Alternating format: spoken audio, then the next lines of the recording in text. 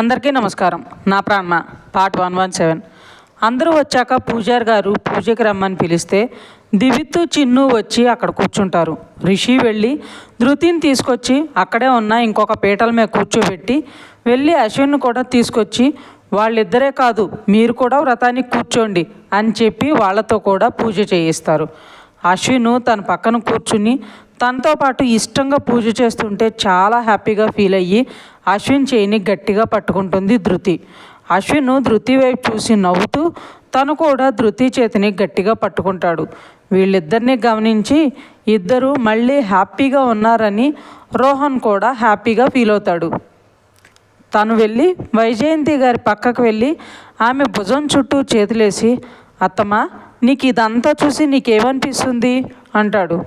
వైజయంతి గారు బాధగా, నువ్వు కూడా ఇలా పెళ్లి కొడుకులా పట్టుబట్టలతో నీ భార్యతో కలిసి పూజ చేస్తుంటే చూడాలనిపిస్తుంది కన్నా అంటారు. రోహన్ నవ్వి, మరైతే త్వరగా పెళ్లి చేసేయి, నువ్వెంత త్వరగా సంబంధం చూసి పెళ్లి చేస్తే అంత త్వరగా నేను నీ కోరిక నెరవేరుస్తా అంటాడు. వైజయంతి గారు ఆనందంగా, నిజంగానా కన్నా అంటారు. రోహను నిజంగానే అత్తమ్మ అంటాడు. అంతే వైజయంతి గారు ఫాస్ట్గా ప్రభాకర్ గారి దగ్గరికి వెళ్ళి రోహన్ చెప్పిన విషయం చెప్పి, రోహన్ మనసు మారకముందే పెళ్లి చేసేద్దాం అంటారు. ప్రభాకర్ గారు వైజయంతి గారి ఆత్రం చూసి నవ్వుకుంటూ, సరే జయ నేను చూస్తాను అంటారు.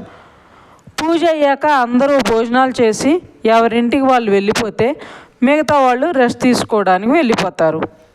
అశ్విన్ కూడా రూమ్లోకి వెళ్ళేసరికి ధృతి బాగా అలసిపోయి బెడ్ మీద పడుకుని నిద్రపోతూ ఉంటుంది.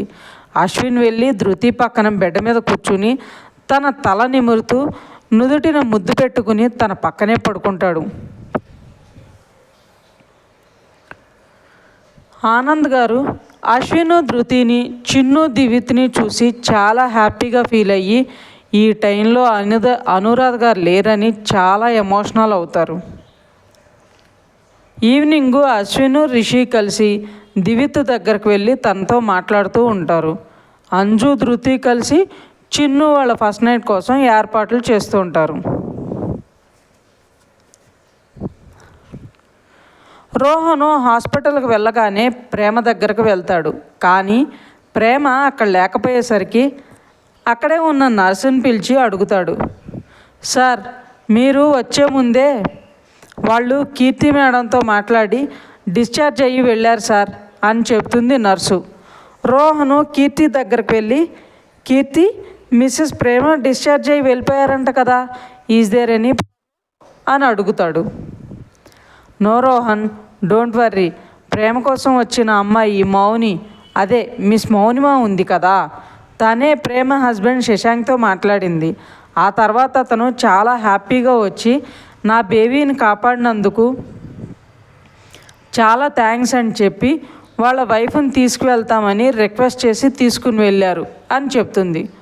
రోహను అవునా అని, అంత సడన్గా ఇంత చేంజ్ ఏంటి అని ఆలోచిస్తూ ఉంటాడు.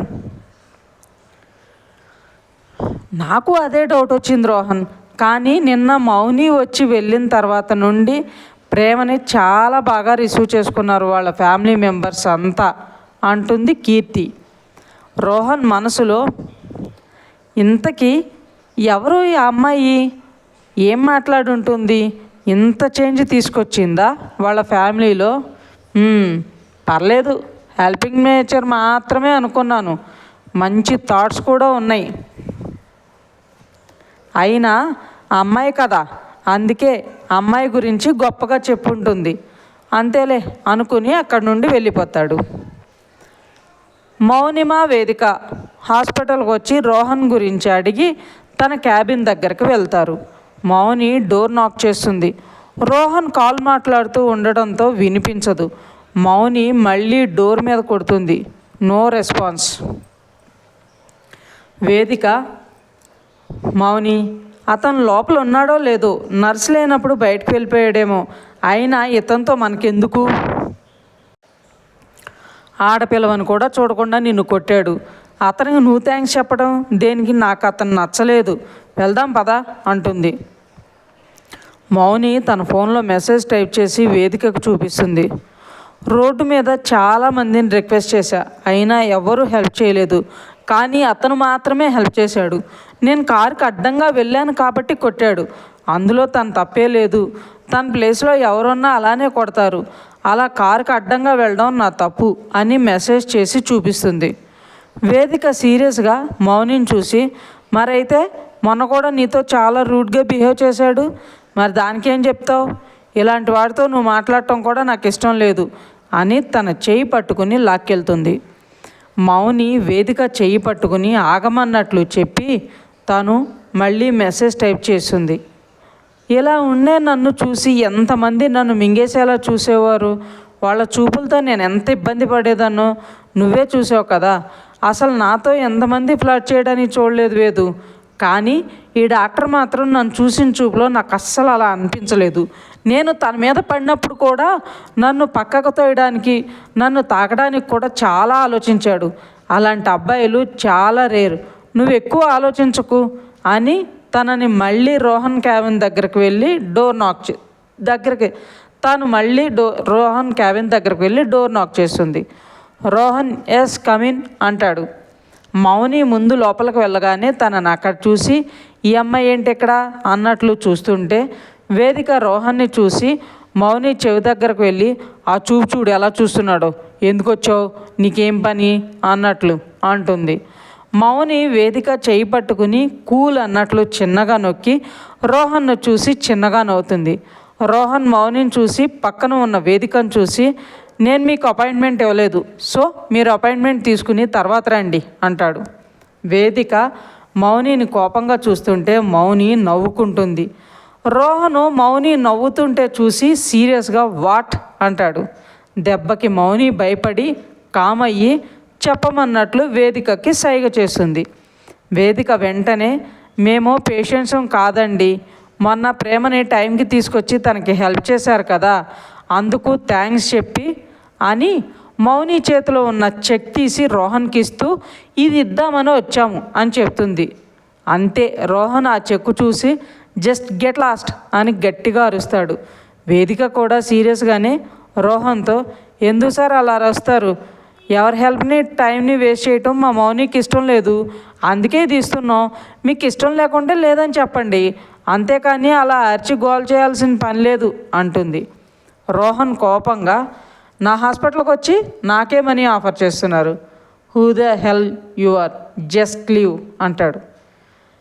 మీకు మనీ తీసుకోవటం ప్రాబ్లం అయితే ఆ విషయం నెమ్మదిగా చెప్పొచ్చు, దానికి ఎలా అరవాల్సిన పని లేదు, అయినా హూ ది హెల్ అన్నారు, అసలు మా మౌని ఎవరో మీకు తెలుసా అని చెప్తుంటే మౌని వేదిక చేయిని గట్టిగా పట్టుకుని వెళ్ళిపోదాం అన్నట్లు చూస్తుంది.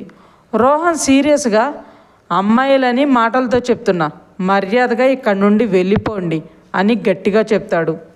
వేదిక కూడా సీరియస్గా మౌని చేయి పట్టుకుని లాక్కెళ్తూ డోర్ దగ్గరికి వెళ్తూ వెనక్కి తిరిగి, మీరు ముందు అమ్మాయిలకి రెస్పెక్ట్ ఇవ్వడం నేర్చుకోండి, అంతేకాని ఇలా అరిచి మీ యాటిట్యూడ్ని చూపించకండి అని బయటకు వెళ్తుంది. మౌని వెళ్తూ రోహన్ వైపు చూసి సారీ అన్నట్లు ఫేస్ పెడుతుంది. రోహన్ అది చూడకుండా తన వంక సీరియస్గా చూస్తాడు.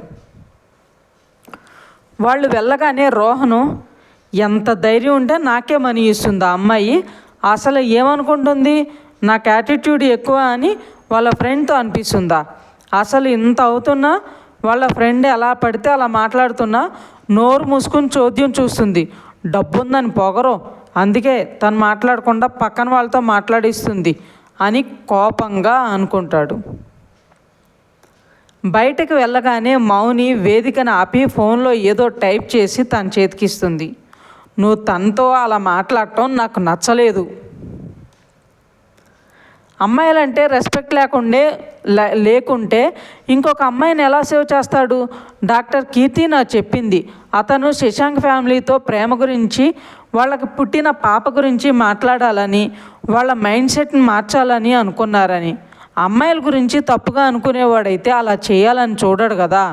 కొందరు డాక్టర్స్ ఊరికే హెల్ప్ చేయరని అనుకుని తనను అర్థం చేసుకోకుండా, తన గురించి తెలుసుకోకుండా మనం మనీ ఆఫర్ చేసాం, అది మన తప్పే కదా అని చదివిన వేదిక మౌని ఫోన్ వెనక్కిస్తూ, అయితే మాత్రం అంత యాటిట్యూడ్ చూపించాలా? నేను కాబట్టి సైలెంట్గా మాట్లాడి తీసుకొచ్చా. అదే విక్రమ్ అయితే ఏం చేసేవాడో నీకు తెలుసు కదా. ఆ డాక్టరు నిన్ను కొట్టిన విషయం వాడికి తెలీదు కాబట్టి కూల్గా ఉన్నాడు. ఇంకోసారి ఇతను ఇలానే నీతో బిహేవ్ చేస్తే తప్పక చెప్పాల్సి వస్తుంది అని అక్కడి నుండి వెళ్ళిపోతుంది. మౌని అక్కడ ఉన్న ఒక పేపర్ని తీసుకుని, సారీ సార్, మీ గురించి తెలుసుకోకుండా మీకు చెక్ ఇవ్వడం మా తప్పే. We are sorry for that. నా ఫ్రెండ్ చాలా మంచి అమ్మాయి, తనకి నేనంటే చాలా ఇష్టం. అందుకనే తనేదో నా మీద ప్రేమతో మీతో కాస్త కోపంగా మాట్లాడింది. ప్లీజ్ అది మనసులో పెట్టుకోకండి, తనని అపార్థం చేసుకోకండి. థ్యాంక్ యూ అని రాసి నర్స్కి ఇచ్చి రోహన్కి ఇవ్వమని పంపించి అక్కడి నుండి వచ్చేస్తుంది.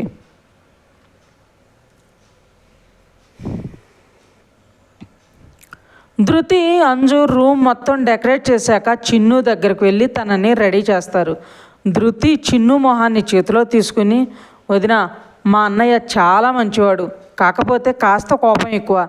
దాన్ని నువ్వే నీ ప్రేమతో తగ్గించుకో. కోపంలో ఏదన్నా ఒక మాట అన్నా పట్టించుకోకు. అన్నయ్య నీ విషయంలో చేసిన దాన్ని మనసులో పెట్టుకోకుండా హ్యాపీగా తన్నే యాక్సెప్ట్ చేయవదినా అంటుంది. నేను మీ అన్నయ్యని యాక్సెప్ట్ చేయాలంటే ఒక కండిషన్ అంటుంది చిన్ను. ఏంటి? నేను మీ అన్నయ్యని యాక్సెప్ట్ చేయాలా అంటుంది ధృతి. చిన్ను నవ్వి, అది మా అన్నయ్యనే చూసుకుంటాడు కానీ దాంతో నా సంబంధం లేదమ్మా అని.